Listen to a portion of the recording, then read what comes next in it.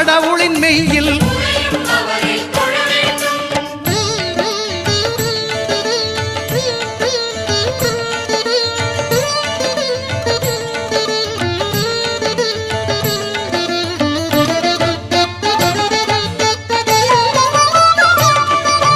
அட்டமச்சனியின் நட்டங்கள் தவிர்க்க எங்கள் வலம்புரிநாதன் வலக்கை மேலே அட்டமச்சனியின் நட்டங்கள் தவிர்க்க எங்கள் வலம்புரிநாதன் வலக்கை மேலே